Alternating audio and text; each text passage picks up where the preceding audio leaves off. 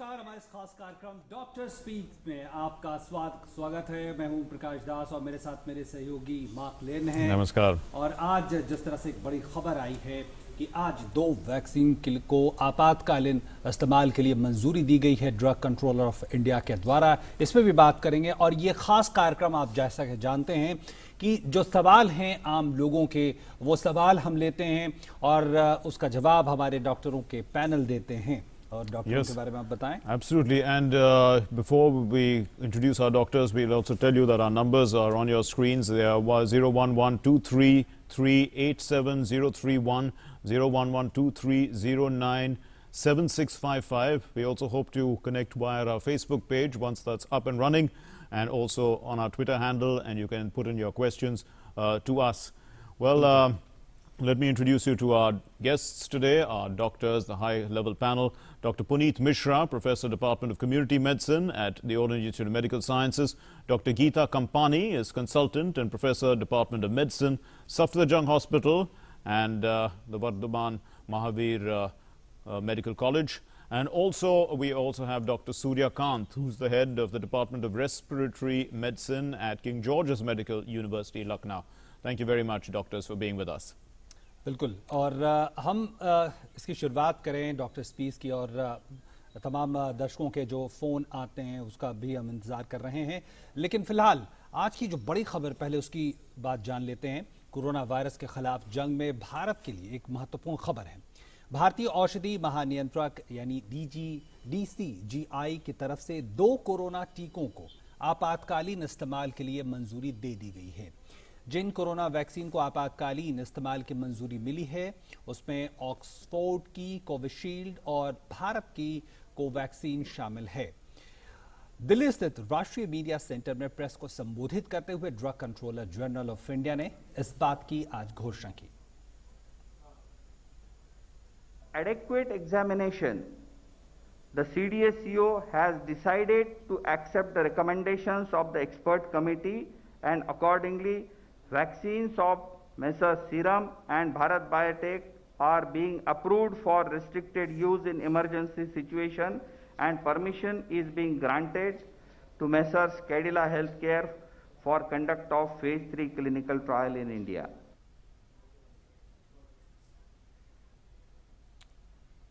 और drug controller general of India ने यह भी बताया कि विशेषज्ञ समिति की सिफारिश के आधार पर फैसला लिया गया और सीरम इंस्टीट्यूट और भारत बायोटेक की वैक्सीन 2-2 डोज में देनी होगी और इस वैक्सीन को 2 से 8 डिग्री तापमान पर रखा जा सकता है।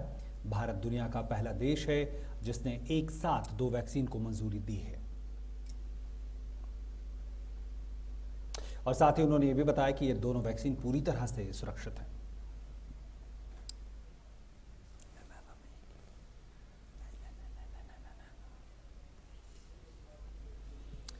और देश के 2 कोरोना टीकों के आपातकालीन उपयोग को मंजूरी दिए जाने को प्रधानमंत्री नरेंद्र मोदी ने कोरोना महामारी के खिलाफ लड़ाई में इसे एक निर्णायक मोड़ बताया है। प्रधानमंत्री ने ट्वीट करते हुए कहा है कि वैश्विक महामारी के खिलाफ भारत की जंग में एक निर्णायक क्षण है ये, और सीरम इंस्टीट्यूट और भारत बायोटेक की वैक्सीन को DCGI की मंजूरी से एक स्वस्थ और कोविड मुक्त भारत की मुहिम को बल मिलेगा। और इस मुहिम में जी जान से जुटे वैज्ञानिक इनोवेटर्स को शुभकामनाएं और देशवासियों को बधाई। साथ में उन्होंने ये भी कहा कि ये गर्व की बात है कि जिन 2 वैक्सीन के इमरजेंसी इस्तेमाल को मंजूरी दी गई है ये दोनों मेड इन इंडिया हैं। ये आत्मनिर्भर भारत के सपने को पूरा करने के लिए हमारे वैज्ञानिक समुदाय की इच्छा शक्ति को दर्शाता है। वो आत्मनिर्भर भारत जिसका आधार है सर्वे भवन्तु सुखिनः, सर्वे सन्तु निरामया। विपरीत परिस्थितियों में असाधारण सेवा भाव के लिए हम डॉक्टरों, मेडिकल प्रोफेशनल्स, वैज्ञानिकों, पुलिसकर्मियों, सफाई कर्मियों और सभी कोरोना वॉरियर्स के प्रति कृतज्ञता व्यक्त करते हैं। देशवासियों को जीवन बचाने के लिए हम सदा उनके आभारी रहेंगे। So let's begin the program then, and questions have already started coming in, and the basic question that people are asking, Dr. Mishra, you can answer this, is how do people register for the vaccine? Yes, during the first phase of the vaccination, it is going to be given to all the frontline workers, healthcare workers, and those who are elderly and having any comorbid conditions. And for that, one of the software has been developed at CoWIN, and in different states they will register those who are eligible for this vaccination. For healthcare workers, the list has already been prepared, and that is with the concerned chief medical officer of the district or the civil surgeon of the district. For other people, the list will be prepared, and those who are willing to register having comorbid conditions or elderly, they would provide a number through which they can register either online or through mobile telephone number in their district or the state where they are living, and that is how the process will go on. बिल्कुल। और doctor Gita, अगर आप हमें ये बताना चाहें, जिस तरह से कुछ आशंकाएं थीं, कुछ अफवाहें थी कहना चाहिए, और कि कितनी सुरक्षित है, और बार बार चाहे सरकार की तमाम एजेंसियां हों, स्वास्थ्य मंत्रालय, इस बात पे जोर दिया गया है कि वैक्सीन जिनको अनुमति मिली है आपातकालीन उपयोग के लिए पूरी तरह से सुरक्षित हैं। इसके बारे में थोड़ा सा बताएं हमारे दर्शकों को। देखिए, the central drug standard control organisation जो है CDSCO, उन्होंने पूरे सेफ्टी मेजर्स देखे हैं इस वैक्सीन के बारे में, क्योंकि हर वैक्सीन जो आती है, जैसे उसके पहले एनिमल्स में ट्रायल किए जाते हैं, फिर उसके बाद फेज 1 ट्रायल्स, फेज 2 ट्रायल्स, और फिर फाइनली फेज 3 ट्रायल्स किए जाते हैं। सो ये फेज ट्रायल्स के बाद ही देखा जाता है कि फॉलोअप फेज 3 ट्रायल्स के बाद कुछ टाइम के लिए देखा जाता है कि कोई द वैक्सीन सेफ है, इसके साइड इफेक्ट्स तो नहीं है। तो सब कुछ जो CDSCO पूरा देखने के बाद इसकी दो चीजें मेन देखी जाती हैं। एक तो कि वैक्सीन की एफिकेसी क्या है, नंबर 2 वैक्सीन की सेफ्टी क्या है, एंड नंबर 3 इसको प्रोक्योर करने में कोई दिक्कत तो नहीं आ सकती है, जैसे ट्रांसपोर्टेशन में। तो ये सब चीज़ों को देखते हुए, अश्योर करते हुए फिर ही वैक्सीन की वो DGCI को नोट देते हैं कि this vaccine is safe for use and it is efficacious, फिर ही अप्रूवल दिया जाता है वैक्सीन का। तो इसलिए हमारी जो सेफ्टी स्टैंडर्ड्स के हिसाब से सेफ्टी के सब स्टैट्यूटरी जो चाहिए हैं वो सब देखे जा चुके हैं, और वैक्सीन को तभी अप्रूवल दिया जाता है। Dr. Suryakant, the vaccines are being approved for emergency use and in a restricted manner. So this emergency, everyone feels that we are in an emergency, so we all need to have the vaccine. But the restriction is basically that it has to be restricted for whatever, so it's all prioritized. So can you explain to us, the idea as to why it has to be restricted? You see, it's a pandemic. It has already killed, lakhs and lakhs of people, of course, globally and also in our country. So that's why we want an urgent remedy. And this vaccination in Newark, this has come a very wonderful remedy, we can say. And that's why Prime Minister announced today, tweeted also, that today is a very auspicious day for us. Emergency use means usually the regular permission, regular approval is given after larger clinical trials, larger experience, broader spectrum analysis of the data captured by the producers of these vaccines. But in emergency use, when the Standard Drug Control Organization, SCDCO, and the Drug Controller of India, they are satisfied that yes, it is safe and it can be used, but under the controlled conditions. Means it's not freely available in the market. So it will not be available freely in the market. For example, for anybody can go to doctor Suryakant, मैं आपको रोकूंगा थोड़ी देर के लिए। हमारे साथ एक collar हमारे साथ जुड़ गए हैं, इंदिरापुरम गाजियाबाद से हमारे साथ जुड़े हुए हैं रविंद्र कुमार जी। रविंद्र जी, बहुत स्वागत है आपका, अपना सवाल पूछें। नमस्कार जी डॉक्टर साहब, मैं 70 इयर्स को अप्रोच कर रहा हूँ जी, और मुझे लगा कि ये जो कोविड का पीरियड था इसमें I could take sufficient precautions और मुझे कोई प्रॉब्लम नहीं हुई। अब अगर वैक्सीनेशन कराना है तो how to apply for vaccination, कैसे मैं अप्रोच करूं, या कोई ऐप बना है या where to approach for vaccination. Doctor देखिए सूर्यकांत, बाबू जी, अगर पहले आप तो मैं आपको बधाई देता हूं कि आप हेल्थ कॉन्शियस हैं और अपने स्वास्थ्य के प्रति चिंतित हैं, सजग हैं और सतर्कता बरत रहे हैं। ऐसा ही होना चाहिए सब देशवासियों को कि सतर्क भी होना चाहिए, सजग भी होना चाहिए और पूरे जो प्रिकॉशनरी मेजर है उन्हें भी पालन करना चाहिए। आपको किसी को अप्रोच करने की जरूरत नहीं है। आप 50+ हैं, यानी सीनियर सिटीजन है। सीनियर सिटीजन और के साथ साथ जो आपका सीएमओ है, डिस्ट्रिक्ट के सीएमओ हैं, वो अपने आप आपका लिस्ट प्रिपेयर करेंगे और आप तक खुद ही अप्रोच करेंगे। आपको किसी को अप्रोच करने की जरूरत नहीं है। आप खुद को, सीएमओ जो आपके डिस्ट्रिक्ट के हैं वो खुद अप्रोच करेंगे, क्योंकि ऑलरेडी आप प्रायोरिटी लिस्ट में आते हैं। देखिए 3 तरह के लोग प्रायोरिटी लिस्ट में आते हैं। एक हेल्थ केयर वर्कर्स जैसे हम डॉक्टर्स हैं, दूसरे फ्रंट लाइन कोरोना वर्कर्स जैसे सफाई कर्मचारी और सुरक्षा कर्मी हैं, और तीसरे जो आपके बुजुर्ग लोग हैं। तो आप बुजुर्ग की श्रेणी में आते हैं और साथ में अगर आपको कोई बीमारी है तो और डॉक्टर सूर्यकांत, क्या जो कोविन एक ऐप भी लॉन्च किया गया है और उस पे भी रजिस्टर करने को कहा गया है, क्या वो भी एक प्रक्रिया है, उसको भी करना पड़ेगा? देखिए जब ये प्रायोरिटी लिस्ट में आ जाएंगे और इनके पास सूचना आ जाएगी कि आप प्रायोरिटी लिस्ट में आ गए हैं, उसके बाद इनको इंस्ट्रक्शन दिया जाएगा कि आप कोविन ऐप में रजिस्टर कर सकते हैं। जब ये कोविन ऐप में रजिस्टर कर लेंगे तब इनको डेट और टाइम और वैक्सीनेशन सेंटर की जो लोकेशन है वो सब इनको बता दी जाएगी कि आपको इस दिन वैक्सीनेशन लगेगा, इस स्थान पर वैक्सीनेशन लगेगा और इस समय पर वैक्सीनेशन लगेगा। ठीक है। और हमारे पास लगातार सवाल आ रहे हैं। एक सवाल हमारे पास आया है कि 2 वैक्सीन को मंजूरी दी गई है। डॉक्टर मिश्रा, अगर आप बताना चाहें। और सवाल हमारे दर्शक का आयुष नंदा, उनका ये है कि दोनों में से कौन ज्यादा प्रभावी होगा? क्या ये सवाल आपको लगता है कि बड़ा इस समय पूछा जाना चाहिए, रिलेवेंट है? नहीं, डेफिनेटली जो भी हमारे दर्शक हैं, जो भी लोग हैं, उनके दिमाग में इस चीज की जरूर एक आशंका है, एक जिज्ञासा है कि जो वैक्सीन भारत में अभी लाइसेंस की गई है उनकी कितनी क्षमता है, कितनी इफिकेसी है। भारत में ही नहीं बल्कि विश्व में जो अलग अलग वैक्सीन आई है, कितनी उनकी ठीक करने की क्षमता है, कितना इफिकेसी है। तो देखिए, अभी जो आपको मैं बताना चाहूंगा कि कोई भी वैक्सीन पूरी दुनिया में 100% जिसकी हम इफिकेसी कहें, 100% इफिकेसियस कोई वैक्सीन नहीं आई है। लेकिन जो भी वैक्सीन उपलब्ध हैं, जो भी उनके मानक बनाए गए हैं, उस मानक के आधार पर ये वैक्सीन जो है बहुत ही जो सुरक्षित भी हैं और इनका जो इम्यून रिस्पॉन्स है वो बहुत अच्छा है।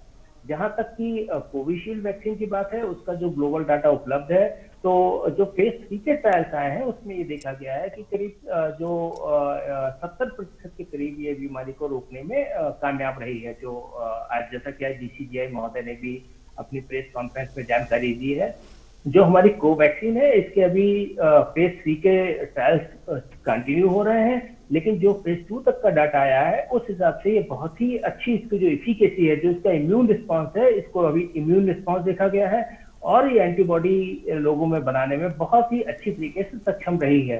अब जब हमारे पास फेज 3 के इसके पूरे परिणाम होंगे तब हम ये बता पाएंगे कि जिन ग्रुप को वैक्सीन मिली थी और जिन ग्रुप को प्लेसिबो मिला था उसमें कितने कितने लोगों को बाद में बीमारी हुई, और उसके आधार पर हम ये बता पाएंगे कि ये कितनी ज्यादा सुरक्षित है। लेकिन अगर हम इफिकेसियस है, लेकिन जहां तक फेज 2 के जो परिणाम है, जहां पे इम्यूनोजेनिसिटी का परिणाम है, वो हमारे पास सारे उपलब्ध हैं।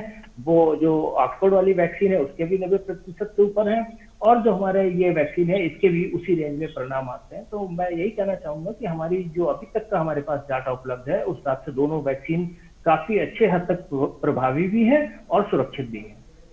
Right, we have a caller online. Akhlaq Khan is calling in from Mumbai. Mr. Khan, please ask your question. हाँ, ओके सर जी, पूछिए। अपना सवाल पूछें अखलाक जी। जी सर, मैं अखलाक खान बात कर रहा हूँ। जी सर, मैं मुंबई थाने से बात कर रहा हूँ। जी बोलें, पूछे सवाल। सर, सवाल मेरा ये है कि सर मेरा डायबिटीज है, तो क्या मैं डायबिटीज के, जैसे मेरा अभी बॉडी में डायबिटीज चल रहा, मैं ट्रीटमेंट भी ले रहा हूँ, तो क्या मैं वो वैक्सीन ले सकता हूँ या नहीं? बेहद महत्वपूर्ण। डॉक्टर गीता, अगर आप इसका जवाब देना चाहें। हाँ, बिल्कुल ले सकते हैं। इनफैक्ट ये जो वैक्सीन है, जो मेनली इट इज, जो पहले वैक्सीनेट किए जाएंगे लोग, वो हेल्थ केयर वर्कर्स, फिर फ्रंटलाइन वर्कर्स जैसे सैनिटेशन वर्कर्स हैं, एंड जो बुजुर्ग हैं या जो जिनको कोमॉर्बिडिटीज हैं। कोमॉर्बिडिटीज से हमारा मतलब है जिनको हृदय की बीमारी है या डायबिटीज है, ब्लड प्रेशर है। सो ये ज्यादा रिस्क पे हैं, रिस्क संक्रमित होने के, और ज्यादा रिस्क इनको इन्फेक्शन जब हो जाती है तो इनमें इन्फेक्शन सीवियर हो सकती है। तो इसलिए ये वक्त इनको प्रायोरिटी दी जाएगी वैक्सीनेशन के लिए, तो इनको जरूर वैक्सीनेशन लगवा लेना चाहिए। And we seem to be getting, people watching our program in different countries of the world as well. So there's somebody in Russia also who's sending in messages, but unfortunately they are in Russian. But the idea, I think, is that they want to know when they can travel to India. Is that on the horizon during this year? Would you say, doctors? Yeah. Definitely, I think with the with the use of vaccine, and there should be some relief in the international travel as well. And currently, as you know, that India is operating a few of the flights under air bubble agreement with a few of the countries. So international travel is there with few countries on mutual basis on non-stop flights under air bubble scheme. And I hope that in this year, in 2021, there will be more countries which will be included. And maybe if people they are vaccinated, very soon we might get relief from international travel, and it might be started again at the rate which is required for business people travel and other purposes. बिल्कुल। Doctor Suryakant, एक सवाल बहुत ही मेरे ख्याल से रोचक सवाल और प्रासंगिक सवाल है। हमारे एक दर्शक सोशल मीडिया के जरिए पूछ रहे हैं, राम आशीष यादव जी, कि क्यों जो कोरोना को लेकर जो एप्रोप्रिएट बिहेवियर है, और जिस तरह से चाहे मास्क हो, चाहे हाथ धोने हो, या 2 गज की दूरी की बात हो, पोस्ट वैक्सीनेशन के बाद भी ये क्यों जरूरी है? क्यों उसके बाद भी इसका पालन किया जाना चाहिए? देखिए, मैं यादव जी और आपके तमाम दर्शकों को स्पष्ट कर दूं कि ये वैक्सीन है, अमृत नहीं है। अमृत पीने के तुरंत बाद तो आपको अमृत प्राप्त हो जाता है, लेकिन वैक्सीन में ऐसा नहीं होता है। वैक्सीन की पहली डोज लगेगी, वैक्सीन की दूसरी डोज 1 महीने बाद लगेगी, और उसके 2-3 हफ्ते बाद एंटीबॉडी बनना शुरू होगी। तो अब आप खुद सोच सकते हैं कि एंटीबॉडी बनने की प्रक्रिया में एक टाइम लगता है, और इसीलिए वैक्सीन लगवाने के बाद भी आपको वो सब प्रिकॉशंस लेने पड़ेंगे कि मास्क लगाना बाहर निकलने पर, हाथ धोना बार बार, और 2 गज की दूरी बनाए रखना। ये इसलिए जरूरी है क्योंकि वैक्सीनेशन की प्रोसेस के बाद जो एंटीबॉडी बनना, यानी आपके शरीर में प्रोटेक्शन की जो मैकेनिज्म है वो क्रिएट होना, उसमें टाइम लगता है, एक बात। और दूसरी बात है कि किसी भी वैक्सीन की, दुनिया में कोई भी वैक्सीन की आप बात कर लीजिए, 100% गारंटी नहीं है कि आपको प्रोटेक्शन मिलेगा। कोई 95% गारंटी देता है, कोई 95% प्रोटेक्शन की बात करता है। और देखिए, वैक्सीनेशन के 3 काम होते हैं। पहली बात तो होती है कि संक्रमण ना हो, दूसरी बात होती है संक्रमण हो तो उसकी गंभीरता या तीव्रता कम हो, और तीसरी बात होती है कि संक्रमण हो लेकिन आपकी मृत्यु ना हो। ये तीनों उद्देश्य वैक्सीनेशन के होते हैं। केवल एक उद्देश्य नहीं होता है कि आपको गारंटी दे दी कि अब आप एकदम कोरोना रेजिस्टेंट हो गए। ये तीनों उद्देश्य होते हैं, और तीनों उद्देश्य की पूर्ति के लिए टीकाकरण अभियान चलाया जाता है। तो फिर भी वैक्सीन लगने के बाद भी 5% संभावना, कुछ % संभावना ये रहेगी कि आपको संक्रमण हो सकता है। लेकिन अगर आपको संक्रमण हो गया तो गंभीर संक्रमण नहीं होगा और मॉर्टलिटी नहीं होगी। ये इस वैक्सीन का पर्पज होता है, और इसीलिए वैक्सीनेशन लगने के बाद भी आपको यूनिवर्सल प्रिकॉशंस जैसे हाथ धोना, मिलने पर नमस्ते कहना, और बाहर निकलने पर मास्क लगाना, और 2 गज की दूरी बनाए रखना, ये जरूरी है और करने चाहिए। बिल्कुल बिल्कुल। हमारे साथ एक और कॉलर हमारे साथ जुड़ गए हैं उत्तरकाशी से। विदु शेखर हमारे साथ जुड़ चुके हैं। उत्तराखंड। ठीक है, स्वागत है आपका। अपना सवाल बताएं विदु शेखर जी।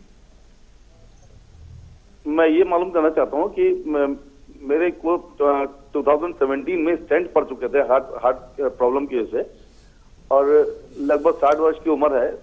तो मैं डॉक्टर पुनीत मिश्रा जी से पूछना चाहता हूं कि क्या मुझे अभी ये कोविड-19 का जो टीका कराना, इसको लेना चाहिए या नहीं? पुनीत जी, अगर आपने सवाल सुना है तो आप जवाब दें। जी, मैंने बिल्कुल आपका सवाल सुना है। आपने बताया कि आपको स्टंट पड़े थे तो और अभी आपकी उम्र 60 वर्ष है। तो देखिए, हमने बताया कि जो भी सीनियर सिटीजन है, जिन लोगों की भारत में जो 50 वर्ष से अधिक के लोग हैं, उनको हम पहले फेज में ही टीकाकरण की बात कर रहे हैं। और क्योंकि आप 60 वर्ष के हैं और आपको हृदय रोग भी पहले हुआ है, जिसकी वजह से आपको स्टंट पड़े थे, तो आप इस लिस्ट में आते हैं, प्रायोरिटी लिस्ट में, और आपको प्रथम चरण में ही टीका जो है वो उपलब्ध कराया जाएगा। Right, there are lots of questions coming in, and Dr. Geeta Kampani, perhaps you can enlighten us. You know, the concerns are that there's been, because these vaccines have been approved, so people would have, those who have approved it would have looked at the side effects. So the people want to know what are the potential side effects from the virus, from the vaccines. See, side effects are mainly, they can be local side effects हो जाते हैं, जैसे जहाँ vaccine लगती है local area पे redness हो जाती है, थोड़ा इंड्यूरेशन, या जिसको हम कहते हैं ओवर स्किन, सराउंडिंग स्किन जो है वो थोड़ी इंड्यूरेटेड हो जाती है, या जो एडजुवेंट वैक्सीन एडजुवेंट होता है, दैट इज वो एक प्रोटीन होती है इनवेरिएबली, जिससे वैक्सीन की एफिकेसी इनहैंस होती है और ड्यूरेशन प्रॉन्ग होती है। सो इस प्रोटीन को अगर किसी को एलर्जी है तो उसको एलर्जिक रिएक्शंस, उसको ये वैक्सीन बिल्कुल नहीं लेनी चाहिए जिसको कोई एलर्जी है किसी पर्टिकुलर प्रोटीन को, because the adjuvant that is used in vaccine is a protein, and minor allergic reactions usually occur after a vaccination, especially in patients who are, जिनकी इम्यूनिटी कम होती है। These allergic reactions can be in the form of mild flu like reaction, थोड़ा जुकाम हो जाना, body एक होना, थोड़ा बहुत बुखार हो जाना। सो ये सिस्टमिक रिएक्शंस जिसको हम कहते हैं बॉडी में हो सकते हैं after vaccination, but very very rarely anaphylaxis भी हो सकता है, which is very rare, very remote chances there. तो ये सब safety concerns have been taken into mind before giving before DCGI has given a nod for vaccination. So अगर आपको किसी एलर्जी है तो it's a different thing. Otherwise allergic reactions, anaphylaxis very very rarely, and local reactions हो सकते हैं। जिस तरह से जो ड्राई रन भी पूरे देश में हुआ वैक्सीनेशन को लेके, उसमें एक बात की व्यवस्था की गई है कि वैक्सीन लगने के कुछ देर बाद तक उनको ऑब्जर्व किया जाएगा, अलग से कमरा होगा जहां उनको ऑब्जर्वेशन में रखा जाएगा। आमतौर पे कितनी देर तक ये किया जाता है ऑब्जर्वेशन, और क्या आगे भी वो लगातार संपर्क में रहेंगे ताकि जो उनमें बदलाव हो रहे हैं उस पर नजर रखी जाए? डॉक्टर गीता, देखिए, ये जो ड्राई रन किया गया है, इसका उद्देश्य ये है to see that from procurement of the vaccine to implementation of the vaccine, vaccine को जैसे प्रोक्योर करना है, कोल्ड स्टोरेज में रखना है, फिर लगाना है, और लगाने के बाद देखना है कि उसका लोकल साइड इफेक्ट्स तो नहीं हो रहे, जनरल साइड इफेक्ट्स तो नहीं हो रहे, और आपको इमरजेंसी मेजर्स तैयार रखने हैं कि अगर पेशेंट को कोई इमरजेंसी एनाफाइलैक्सिस हो जाता है तो एम्बुलेंस को तैयार रखा गया है, इमरजेंसी ट्रे तैयार रखी गई हैं, ताकि कोई इमरजेंसी हो जाए तो उसको इमीडिएटली टैकल कर किया जा सके। So I think for any anaphylaxis reaction to occur, it usually occurs within half an hour to 1 hour, but delayed allergic reactions can occur up to 6 to 12 hours. So immediate reaction के लिए patient को कमरे में रखा जाता है, duration exactly specified नहीं है, but I think for about 2 to 3 hours रखा जाता है। Dr. Puneet Mishra, so Delhi is having, one was expecting that the winter would be a bad time and that, the cases would skyrocket, but seem to be very few cases now. Delhi seems to have got over this virus to a large extent. There are only about 400 cases a day being reported now. What does this imply? I mean, has Delhi beaten this virus? And what does it imply for the vaccination program? Yeah, actually, this is a good news that we are getting very few cases in Delhi. And what I think, and from my epidemiological knowledge, there are two factors which are working in this in our favor for having few cases. Number one is, of course, there are a lot of people who are behaving with the COVID appropriate behavior. They are responsible citizens. The other thing is that in Delhi, in many of the areas, virus has been widespread, and a lot of people, they got kind of immunity, because Yes. if you see the result of previous sero surveillance, so there was a huge population which was infected and they have antibodies, and by now I think by the time we'll get the result of under sero survey, I assume maybe 50 or 60% people, they are already immunized either through asymptomatic infection or through proper infection. So those people, they are protected, and in many areas where lot number of people they are infected, herd immunity might be present in some pockets of Delhi.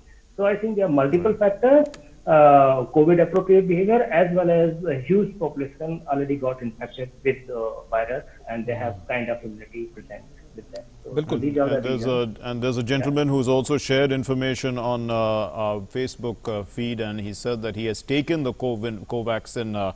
He was part of the trials and he had no side effects. So that's an important information for people who are wanting to listen to it.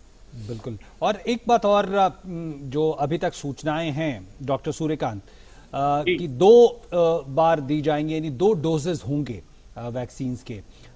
कैसे इसका बीच का duration क्या होता है और कैसे प्रक्रिया होती है आमतौर पर, मोटे तौर पर?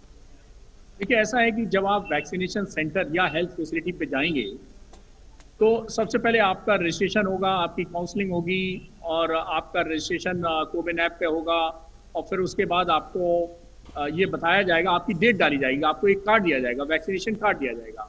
जैसे बच्चों में आपने देखा होगा टीकाकरण कार्ड दिया जाता है, उसी तरह इस इलेक्ट्रॉनिक सर्टिफिकेट भी इसको कहा जा रहा है। जी, कोविड वैक्सीनेशन कार्ड दिया जाएगा, और उसमें आज की आपकी जैसे आज आपको वैक्सीनेशन लगाया जा रहा है तो उसमें डेट डाली जाएगी, और फिर 4 हफ्ते का यानी लगभग 1 महीने का टाइम आपको दिया जाएगा दूसरे शॉट के लिए, और दूसरे शॉट का भी आपको टाइम डाला जाएगा उसमें, और उसके बाद फिर आपको वेटिंग एरिया में थोड़ा सा आधा घंटा इंतजार करवाया जाएगा, जस्ट टू ऑब्जर्व कि कोई आपको साइड इफेक्ट तो नहीं हो रहा है। तो इस पूरी प्रक्रिया में ये जो 1 महीने का टाइम दिया जाता है, वो अलग अलग वैक्सीनेशन शेड्यूल है। आपने देखा होगा पोलियो में भी दिया जाता था 1.5 महीने का टाइम, कि 1.5 महीने के बाद दूसरी बूस्टर डोज लगेगी। तो जिस तरह से वैक्सीन का डेवलपमेंट होता है उसी दौरान ये डिसाइड होता है कि पहली बार हम इतनी डोज देंगे और उसके बाद एक सेकेंड बूस्टर डोज देंगे। तो इसमें ये यूजली 4 हफ्ते का टाइम रखा गया है, और ये 2 डोज लगने के बाद जैसा मैंने बताया अगले 2-3 हफ्ते और लगते हैं, तब आप जाके एक तरह से आपका इम्यूनिटी पासपोर्ट कंप्लीट होता है, एंटीबॉडी फॉर्मेशन आपका पक्का हो जाता है। तो एक हम कह सकते हैं कि ये 1.5-2 महीने की पूरी प्रक्रिया है, जिस वैक्सीनेशन के दौरान केवल 1 दिन की प्रक्रिया नहीं है कि आज आपका वैक्सीनेशन हुआ और कल से आप कोरोना रेजिस्टेंट हो गए, ऐसा नहीं है। 1.5-2 महीने की प्रक्रिया है, बिल्कुल, और तब जाके आप इम्यून परफेक्टली बिल्कुल हो पाते हैं। एक हमारे कॉलर जुड़ रहे हैं छत्तीसगढ़ से, आकांक्षा हमारे साथ जुड़ रही हैं। आकांक्षा, स्वागत है आपका, क्या सवाल है आपका? सर, आप सभी को नमस्ते। जी नमस्कार, पूछें। सर, हमें डॉक्टर सूर्यकांत जो रेस्पिरेटरी मेडिसिन वाले हैं सर, उनसे पूछना है। जी पूछें। हमारे अंकल की एज 60 साल है, वो कोविड से अभी रिकवर हो गए हैं। उन्होंने रिपीट करवाया था सीटी स्कैन चेस्ट का, तो उनको दोनों लंग्स में ये बताया गया है कि कोरोना ठीक होने के बाद माइल्ड COPD चेंजेस हैं। तो सर, इसके लिए हमने चेस्ट फिजिशियन को दिखाया है और उन्होंने पिडॉटीम्यून नाम 400 और 800 mg की दवाई दी है सर। पिडॉटीमोड नाम की दवाई दी है 2 महीने के लिए। तो सर, क्या इससे ये जो COPD है ये जड़ से ठीक हो जाता है? सर, उनको वैसे कोई लक्षण नहीं है और माइल्ड थकान ही रहती है, बाकी तो वो रिकवर कर गए हैं और उनको हमेशा से क्रॉनिक BP की प्रॉब्लम रही है। जी आकांक्षा जी, बहुत देखिए आकांक्षा जी, आपको बधाई दूं, बहुत अच्छा प्रश्न पूछा आपने। ये कोविड होने के बाद एक पोस्ट कोविड सिक्वली जैसी एंटिटी होती है, जिसमें किसी को सांस की नलियों में रुकावट, जिसको ये COPD कह रही हैं, फाइब्रोसिस हो जाती है, जिसको पोस्ट कोविड पल्मोनरी फाइब्रोसिस कहते हैं, या और छोटी मोटी चेंजेस लंग्स में हो जाती हैं। ये कुछ परसेंटेज केसेस में तो 2 से लेके 3 महीने के बीच में बिल्कुल ठीक हो जाती हैं। अब जैसा इनके डॉक्टर ने बताया है, कुछ दवाएं भी दी हैं, तो 3 महीने तक तो इनको ऑब्जर्वेशन में रखना ही पड़ेगा। उसके बाद भी अगर कोई समस्या रहती है तो आप अपने डॉक्टर के संपर्क में रहिए, और पूरी तरह से इलाज उपचार उपलब्ध है इस तरह की पोस्ट कोविड प्रॉब्लम्स का। पोस्ट कोविड हम सिक्वली कहते हैं। तो घबराने की कोई जरूरत नहीं है जी।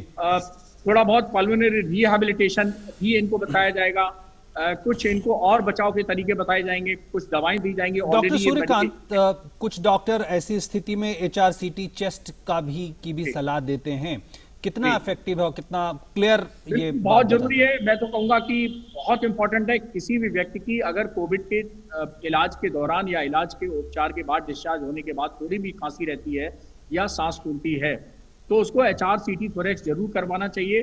उस हाई रेजोल्यूशन HRCT थोरेक्स का मतलब होता है high resolution CT thorax, high resolution computerised tomography thorax, यानी चेस्ट का पूरा CT स्कैन। और इसमें जो है वो एनाटॉमिकली यानी फेफड़े में 5 लोब होते हैं, राइट लंग में 3 लोब होते हैं और लेफ्ट लंग में 2 लोब होते हैं। अब इस 5 लोब में कितना हिस्सा इन्वॉल्व है उसके आधार पर एक CT स्कोर भी होता है। पांचों को हम 5-5 हिस्सों में डिवाइड कर देते हैं, इस तरह टोटल स्कोर होता है 25। अब इस 25 स्कोर में 5 आया है स्कोर, 10 आया है, 15 आया है, कितना आया, उसके आधार पर हम इसकी तीव्रता को नापते हैं। तो मेडिकल एडवांसमेंट 1 साल में 9 महीने में कोविड के केसेस में काफी हो गया है। हम लोगों ने भी सीखा है। मैं आपके दर्शकों को बता दूं कि हम लोगों को जब हम मेडिकल कॉलेज में पढ़ते थे तो कोविड के बारे में कुछ भी नहीं पढ़ाया गया। जो कुछ पढ़ा सीखा है हम लोगों ने इस दौरान ही पढ़ा सीखा है। दुनिया में बहुत लेवल, बड़े पैमाने पर एक टॉपिक पर इतनी बड़ी रिसर्च हुई है कि पूछे मत। तो इस दौरान जो चीजें धीरे धीरे निकल के सामने आ रही हैं, मेरे ख्याल से जैसे जैसे समय बीतेगा और भी हम लोग अपडेट होंगे और अपने रोगियों के लिए हम नई नई चीजें उपचार के लिए लेके आएंगे। तो आकांक्षा जी, आप बिल्कुल निश्चिंत ना हो। और अगर आपको ऐसा लगता है कि डॉक्टर सूर्यकांत की भी आपको सेकंड ओपिनियन की जरूरत है, तो मैं यहाँ किंग जॉर्ज मेडिकल यूनिवर्सिटी है लखनऊ में, उसमें रेस्पिरेटरी मेडिसिन का विभाग अध्यक्ष हूँ। आप ऑनलाइन अपॉइंटमेंट KGMC की वेबसाइट पे जाके ले सकती हैं और हमारा परामर्श प्राप्त कर सकती हैं। बहुत धन्यवाद डॉक्टर सूर्यकांत आपका। Right, and there are lots of more questions coming in, actually mostly about procedure. There is a person who is an OCI card holder, senior citizen, and he's concerned that while making this priority list, the government is using voter ID cards, and he does not have a voter ID card, so he's not on the list, and he wants to know how to get onto the list because he has other problems, because his child is mentally handicapped and he cannot, his son either cannot help him either. So what do you say about people like this who are OCI card holders but don't have voter cards? Maybe Dr. Mishra, आप बोलिए sir. Yeah, regarding OCI card holders, I don't know what kind of procedure government is going to adapt, because there might be few cases with OCI card holders. Most of the OCI card holders, they are living out of country, and they might get the vaccination in the country where they are permanently living. And as far as I think this gentleman is living in India, sir. This gentleman is living in India. See, there might be, as of now, I don't think there is anything for these people, because list has been prepared from voter ID card. But I'm sure if there are any individual who require vaccination and they are old, the district level officers, the chief medical officer of district, his office will be contacted, and they would include such persons if they are OCI card holders, they are elderly citizen and they require vaccination. Definitely the civil surgeon or the CMO of the concerned district would be able to help. बिल्कुल in these cases, which are I mean maybe very few cases all over the country. बिल्कुल। हमारे साथ एक collar और कल्याण सिंह जी जुड़े हैं गुजरात से। बहुत स्वागत आपका कल्याण जी, पूछें अपना सवाल। आप हमारे साथ जुड़े हुए हैं कल्याण सिंह जी, लगता है कल्याण सिंह जी अगर आप हमारे साथ जुड़े हुए हैं गुजरात से तो आपका स्वागत है, अब सवाल पूछें।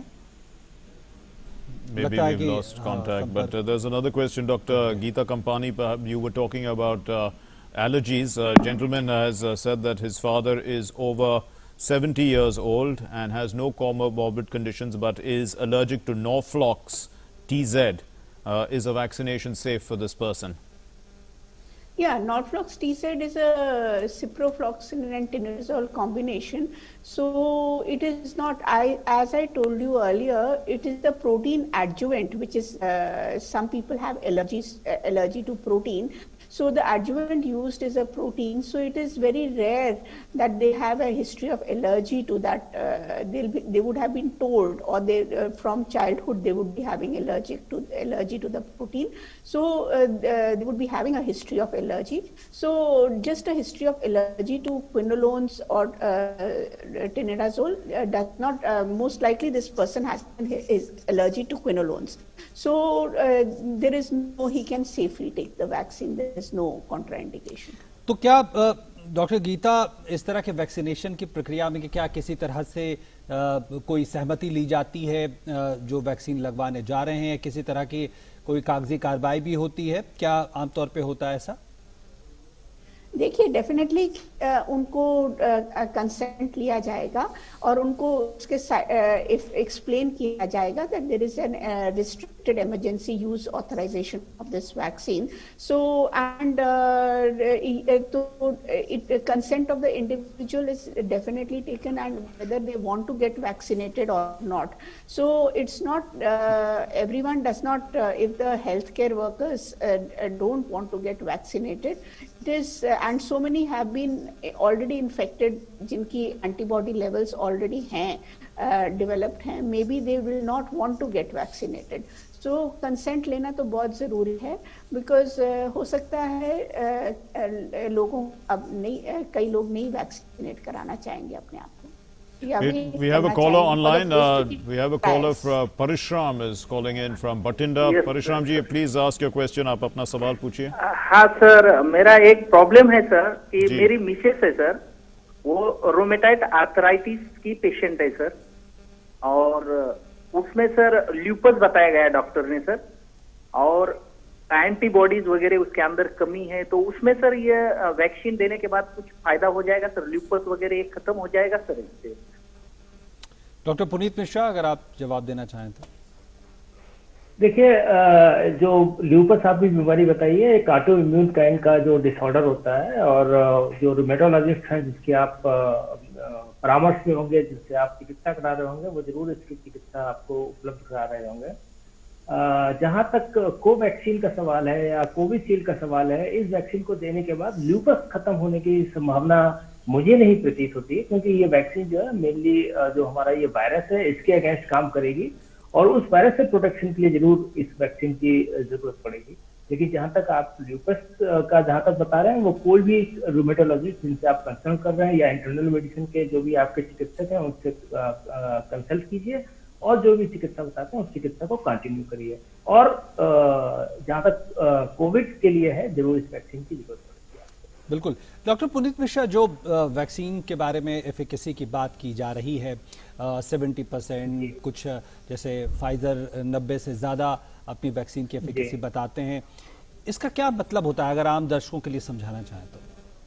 जी, बहुत ही अच्छा सवाल आपने पूछा है, और बहुत सारे लोगों की इस चीज के बारे में शंका होती है. मैं थोड़ा सा विस्तार से इसको बताऊंगा अगर आप मुझे वक्त देंगे. जी. देखिए, सबसे पहले जब हम वैक्सीन ट्रायल करते हैं तो मैंने बताया कि विभिन्न चरण होते हैं.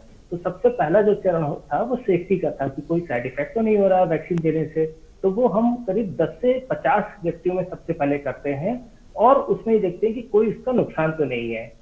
वो हो गया. उसके बाद जो दूसरा फेज आता है, जो उसमें हम थोड़े से ज्यादा लोग लेते हैं, और उसमें वो भी हेल्दी वॉलंटियर्स होते हैं. उनको वैक्सीन देने के बाद हम ये देखते हैं कि अलग अलग फॉर्मुलेशन में अलग अलग मात्रा में वैक्सीन देते हैं, और फिर उनके ब्लड में हम ये देखते हैं कि जो इम्यून रिस्पॉन्स आया, जो एंटीबॉडीज बनी, वो एंटीबॉडीज कितनी बनी, और किस कॉम्बिनेशन को डोज दिया, कि 14 दिन बाद देने के बाद, 21 दिन देने के बाद, या 28 दिन देने के बाद, आधी मात्रा में, पूरी मात्रा में. तो अलग अलग डोजेस फॉर्मुलेशन को ट्राई करते हैं, और जो सबसे अच्छी फॉर्मुलेशन निकल के आती हैं, जिससे सबसे ज्यादा इम्यून रिस्पॉन्स आता है, एंटीबॉडीज बनती हैं, उसको फिर हम अगले फेज में ले जाते हैं. तो जहां तक की बात, अभी जैसे फाइजर की वैक्सीन आई है, उन्होंने कहा कि 94% उनको एफिकेसी मिली है, और फेज 3 ट्रायल में. तो फेज 3 ट्रायल में हम क्या करते हैं कि सारे, अभी वैक्सीन के मामले में हमने क्या किया कि सारे जिन लोगों को, सपोज आपको 25,000 लोगों को इनरोल करना है, तो उन लोगों में आधे लोगों को आपने वैक्सीन दी और आधे लोगों को आपने वैक्सीन नहीं दी. उनको कोई प्लेसिबो करके कोई और चीज दे दी जो उसका कोई हार्मफुल इफेक्ट नहीं है. और उसके बाद आपने उन लोगों को थोड़े दिन के लिए फॉलो किया.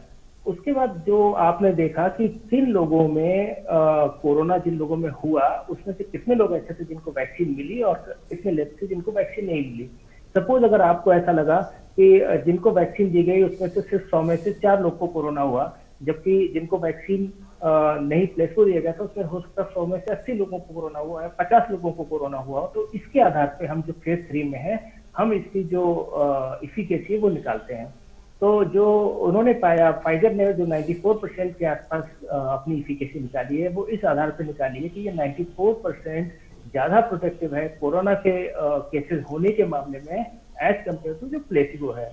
और यही बात अभी जब हम कोवैक्सीन की किसी ने जब हम बात कर रहे हैं तो इसका फेज 2 ट्रायल हो गया, इसकी इम्यूनिसिटी बहुत अच्छी है और फेज 3 ट्रायल इसका चल रहा है जिसके लिए DCGI वहाँ ने परमिशन दी है कि ट्रायल भी मिलता रहेगा। तो इसमें भी जब एक वक्त निकल जाएगा तो हम ये देखेंगे कि जिन लोगों को वैक्सीन मिली है और जिनको नहीं मिली है उनमें से कोरोना के केसेस किसमें ज्यादा हुए, कितने ज्यादा हुए हैं, तो उसके आधार पर इसी केसेस जो है फेज 3 की निकाली जाएगी, जबकि फेज 2 की ब्लड लेके एंटीबॉडीज कितनी बनी है उसके आधार पर।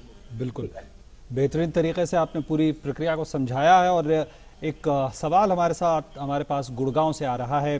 तरुण चौहान जी हमारे साथ जुड़ गए हैं। तरुण, आपका स्वागत है, पूछें अपना सवाल।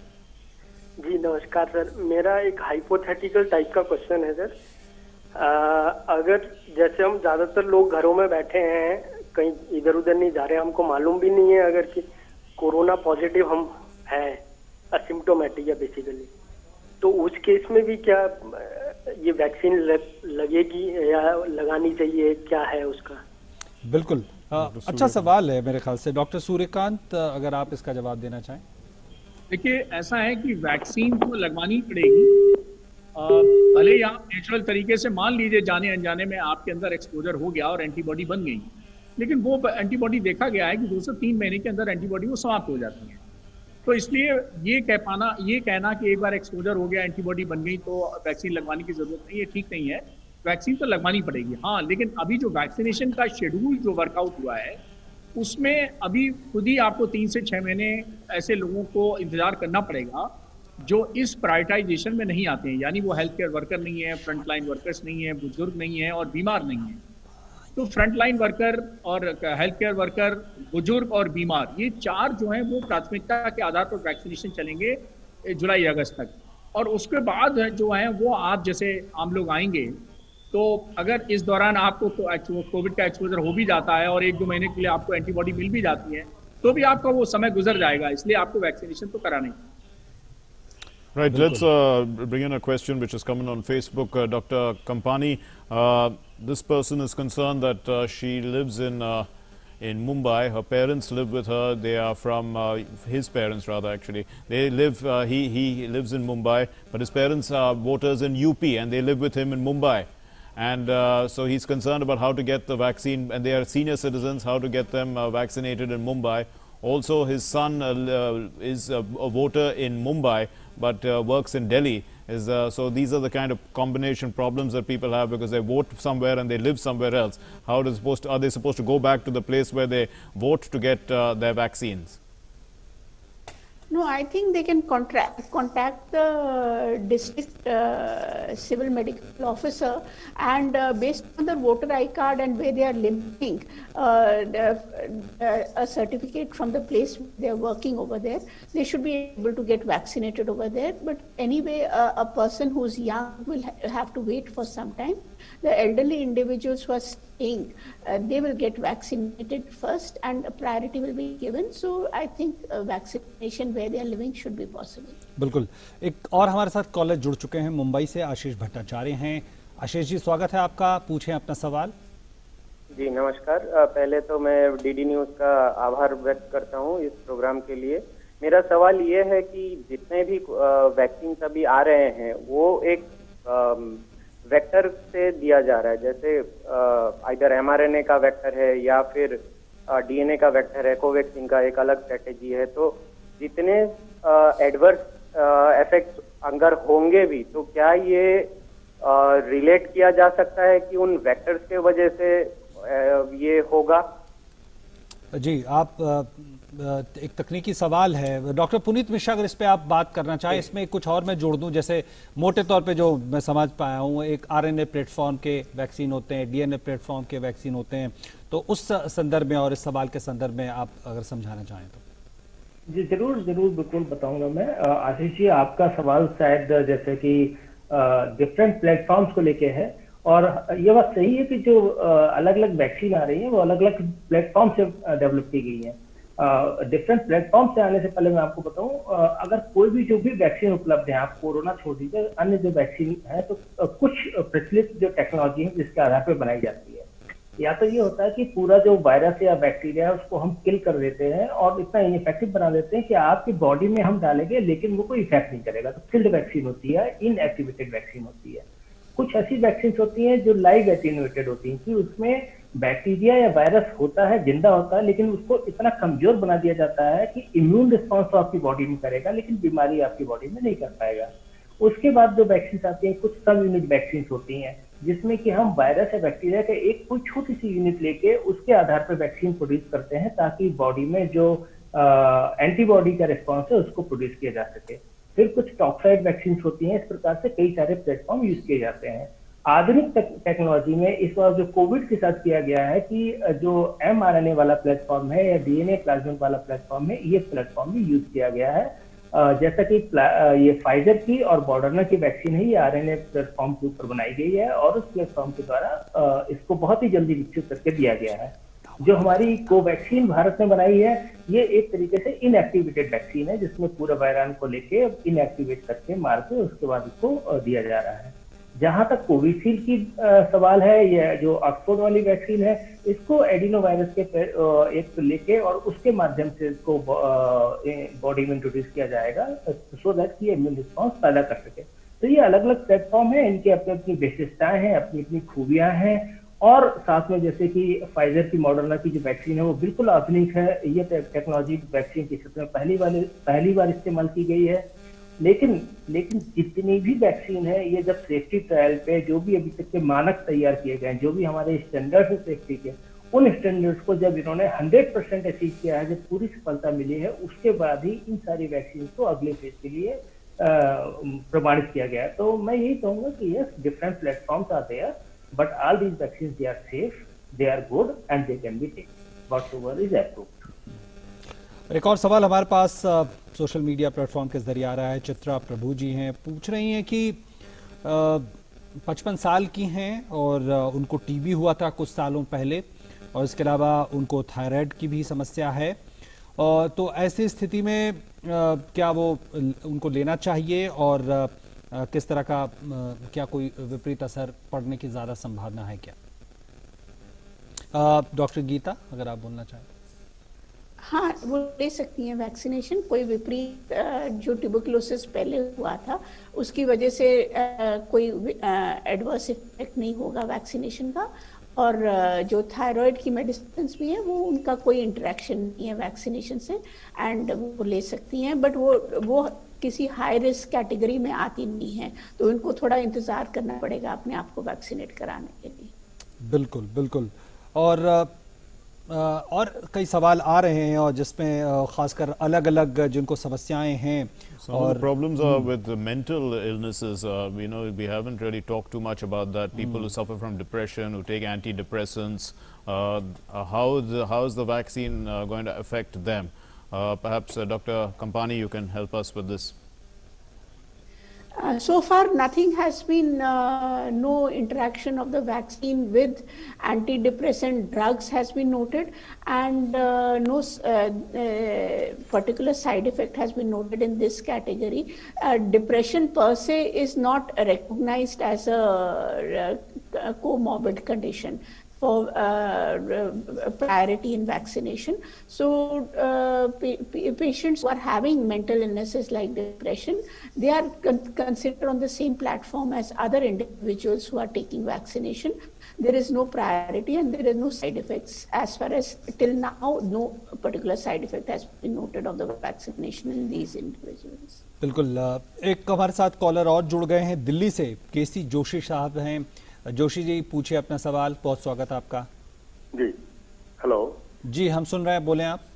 मेरी वाइफ है 59 ईयर ओल्ड और वो किडनी के लिए और हार्ट के लिए मेडिसिन लेती हैं, तो क्या ये उनके लिए मेडिसिन लेना सेफ होगा और ये मार्केट में कब तक अवेलेबल होगी?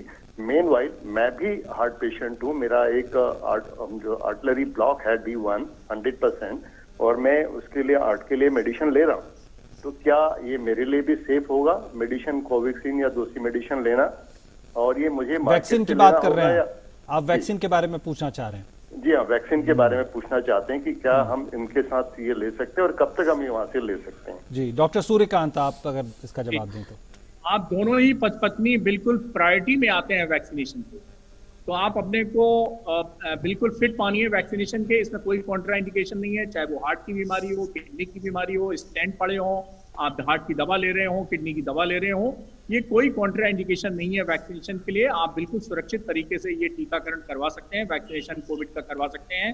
रादर जो प्रायोरिटी लिस्ट बनी है उसमें फ्रंट लाइन कोरोना वॉरियर्स के बाद आप ही का नंबर आएगा, तो आप बिल्कुल तैयार रहिए। जल्दी ही आपको विद इन 3 मंथ्स आपको टीकाकरण हो जाएगा और आप अवश्य लगवाएं, क्योंकि आप वैसे ही हाई रिस्क में हैं, कोविड का खतरा आपको ज्यादा है, तो आपको तो प्राथमिकता के आधार पर लगाई भी जाएगी और आपको लगवाना भी चाहिए। डॉक्टर सूर्यकांत, अभी जैसा बताया भी गया कि जैसे प्रोटीन से अगर एलर्जी है तो शायद उसको लेकर थोड़ा ध्यान देने की जरूरत है। कुछ लोग जैसे प्रोटीन रिच डाइट अगर खाते हैं, आमतौर पे अंडा है या दूसरी तरह की चीजें हैं, इनको लेकर अगर आप कुछ क्लैरिफिकेशन, कुछ स्पष्टता कर सके तो। देखिए ऐसा है कि या तो किसी वैक्सीन से पहले कोई एलर्जी हुई हो, या आपको बहुत कॉमन प्रोटीन जैसे एग प्रोटीन आपने बताया, मिल्क प्रोटीन बच्चों में बताया, इनसे अगर आपको एलर्जी है तो नेचुरली आप हाई रिस्क हैं कि आपको एलर्जिक रिएक्शन हो सकती है। अब ये एलर्जिक रिएक्शन माइल्ड भी हो सकती है और सीवियरतम यानी एनाफाइलैक्सिस तक पहुंच सकती है। तो अगर आपकी ऐसी हिस्ट्री है तो आप स्पेशल इवैल्यूएशन किया जाएगा पहले।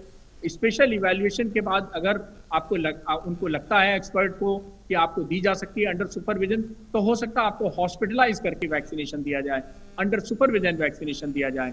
और ये भी वे करना पड़ेगा कि आपको वैक्सीनेशन करना आपके लिए फायदेमंद रहेगा या आपको एलर्जिक रिएक्शन होने का खतरा ज्यादा है तो आपको नुकसानदेह हो सकता है। तो ये तो case to case basis, individual basis पे डिसीजन होगा और ये एक्सपर्ट इसका आधार पर लेंगे। Right. So there are some questions which of also vaccine skeptics. Because they are looking at the situation as we've contained this virus through the normal course. Why do we need the vaccine? This is a question, but what would you say about us controlling the virus? Have we actually contained the virus by the natural course? Doctor, perhaps Dr. Kampani, you can answer this.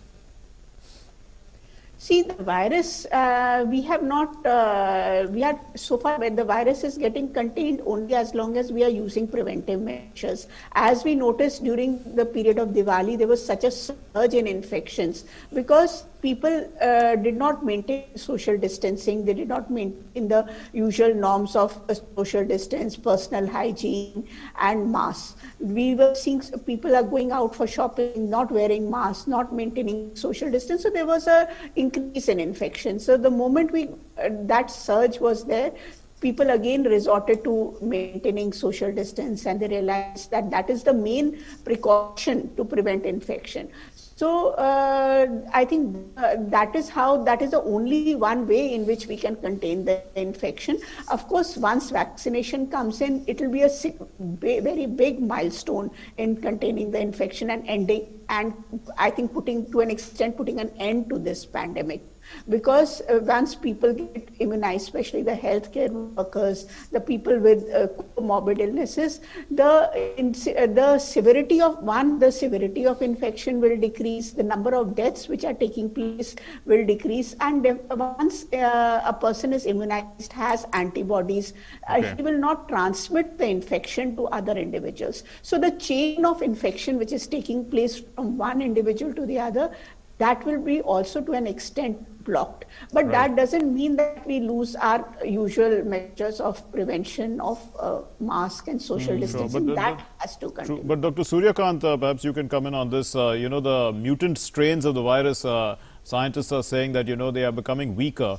The virus is becoming weaker because it has to survive and it doesn't want to kill its host. So in that context, we are beginning to coexist with this virus.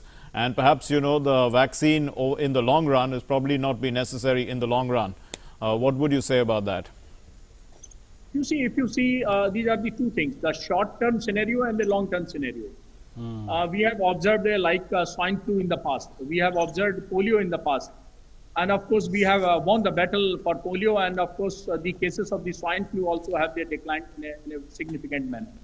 So right now, we cannot predict, but the mutation is the part and parcel of the living of any microorganism. So mutation are the basically genetic small changes. Till date, we have seen that a new mutation came from the UK that is supposed to be 70 times more infectious rather than the old one. Bilkul. But these mutations, whatever the small mutations they are occurring, they are probably will be covered under this vaccine also, because there is no major mutation which have occurred, and the significant number of mutations they have not occurred. They have not changed the whole genotype of the of course. And India is the first country which has cultured the new strain also. So we are pioneer in the study of new mutations also. So India has become the first country to culture this new strain of virus also. I think with the scientists, when we will study the genome sequences of these strains, then only it will be possible to predict the fate and the nature of the virus in future. तो बहुत बहुत धन्यवाद। हमारा पास जो आज वक्त था इस कार्यक्रम के लिए इतना ही, और मैं बहुत बहुत धन्यवाद करना चाहूँगा डॉक्टर पुनीत मिश्रा आपका, डॉक्टर गीता कंपानी आपका और डॉक्टर सूर्यकांत आपका। आपने विस्तार से बड़े अच्छे से आपने जवाब दिया है और बहुत बहुत धन्यवाद। और हम आगे बढ़ेंगे और एक बड़ी खबर भी आ रही है। We need to thank our viewers also for calling in and giving us your important questions. But we'll continue to be on the air because we are getting some news that's coming in, a news flash. We are likely to give that to you in a short while as soon as we get that. But we'd like to thank our doctors for joining us. Thank you very much, doctors, for being with us. बिल्कुल बिल्कुल।